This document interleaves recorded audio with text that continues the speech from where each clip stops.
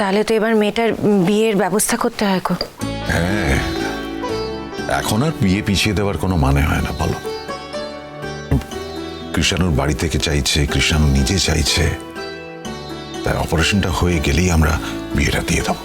হ্যাঁ গো, বলছি অপারেশনটা কোনো রিস্ক নেই তো? ডাক্তারবাবু তো বললেন কোনো রিস্ক নেই। যাক বাবা, তাহলেই হবে। চিন্তা তো একটা হয়, বলো। কোথা থেকে যে এই অসুখটা বাঁধালো মেয়েটাকে জানে। আরে বাবা, শরীর থাকলেই অসুখ হবে, কিন্তু সেই অসুখটা ধরে বসে থাকলে তো হবে না, অসুখটা থেকে তো বেরিয়ে আসতে হবে। আমার যে কি শান্তি লাগছে তোমাকে আমি কি বলবো। এই যে কি ভাবছো শুনি এত আনমনা হয়? এখন এত ভাবনার কি আছে? অপারেশন নিয়ে ভাবছো? আরে বাবা, আমি তো বলছি অপারেশন নিয়ে এত ভাবতে হবে না, ওটা নিয়ে চিন্তা করার মতন কিচ্ছু নেই।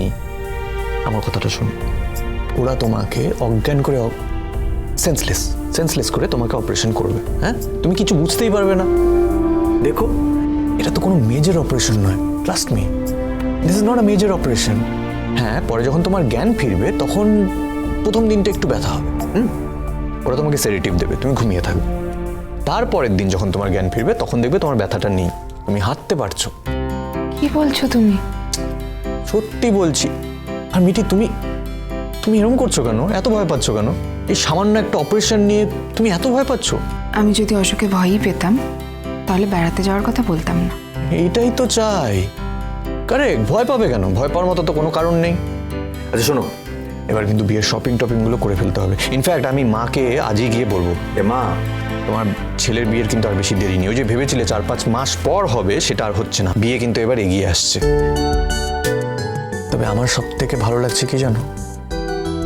আমি তোমাকে আরো আগে আমার কাছে পাচ্ছি। বিশ্বাস করো মিঠি, তোমার ভিতরে এত আঘাত জমেছিল, আমার খালি মনে হতো শুধু বিয়ে করার জন্য না মিঠি, তোমার সেবা করার জন্য, যেন আমি তোমাকে আরো আগে আমার কাছে পাই। আর সেই জন্যই আমি তাড়াতাড়ি বিয়েটা করতে চেয়েছিলাম, সেই জন্যই আমার তোমাকে আমার কাছে পেতে ইচ্ছে করতো। এটা তুমি বিশ্বাস করো না মিঠি? বিশ্বাস না করার কি আছে? তাহলে বিয়েটা তো আরো এগিয়ে আসছে। সেটাই তো শুনছি। দেখেছো, তোমার মিঠিকে নিয়ে একা একা পাহাড়ে যাওয়ার কথা ছিল। চলো আমরা সবাই মিলে পাহাড়ে যাই। আগে তো মেয়েটার অপারেশন হবে, তারপর তো মেয়েটা যেতে পারবে। ডাক্তারবাবু তো বলেছে বেশি কমপ্লিকেশন নেই, অ্যাবসলিউটলি নর্মাল হয়ে যাবে। আর যদি সেরকম হয়, ওখানে গিয়ে স্ট্রেন না করলেই হলো। ট্রেনে তো যাবে না, যাবে তো ফ্লাইটে। তারপরে ওখানে গিয়ে বেশি হাঁটাচলা না করলেই হয়। কিন্তু এই চেঞ্জটা খুব দরকার, জানো তো। ওর উপর দিয়েও তো কম ট্রমা যায়নি। কি বলি বলো তো, আগের বার বেড়াতে গিয়ে তো এই ঝঞ্ঝাট ঝামেলাগুলো হলো। এখন কি আর মেয়ে যেতে চাইবে? সেই জন্যই তো বেড়াতে যাওয়াটা উচিত। কতদিন ওই একটা ট্রমা নিয়ে বসে থাকবে? ওই ট্রমা থেকে বেরিয়ে আসতে হবে তো। আর সেই কারণেই ওর বেরোনো দরকার। আমরা যাবো তো ওর সঙ্গে, হেল্প হবে ওর। এরপর বিয়ের পর ও কৃষাণুর সঙ্গে বেড়াতে যাবে, তখনও যদি এইটার মাথার মধ্যে কাজ করে তখন তো প্রবলেম হবে, তাই না? এটা তো বুঝতে হবে। ঠিক আছে, মিঠির অপারেশনটা হয়ে যাক, তারপর না হয় সবাই মিলে যাওয়া যাবে। কবে হবে অপারেশন? ডাক্তারবাবু কিছু বলেছেন?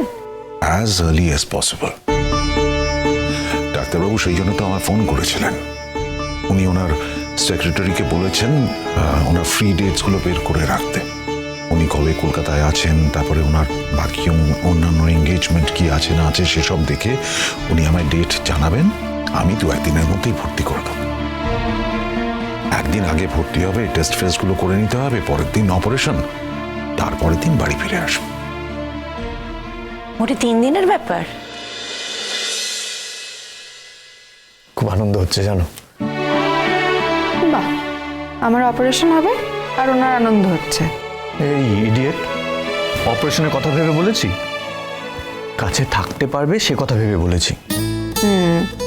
সেটাই তো, দেখো না, মূল কেন্দ্রে কিন্তু অপারেশনটাই। অপারেশন হবে বলে আমি কোর্স করতে যেতে পারবো না, আর কোর্স করতে যেতে পারবো না বলে বিয়েটা এগিয়ে এলো। দেখো, চেইন সিস্টেম। এত তর্ক আমি করতে পারবো না। আর তাছাড়া না, সব বিষয়ে তর্ক করা চলে না, এটাও ঠিক তেমনই একটা বিষয়। এই বিষয়ে তর্ক করা চলে না। চলো আগে নিচে গিয়ে সবাইকে বলি। না, আর একটু থাকো না আমার কাছে। তুমিও থাকতে পারছো না তার মানে? আমি মুখে বলতে পারি না বলে।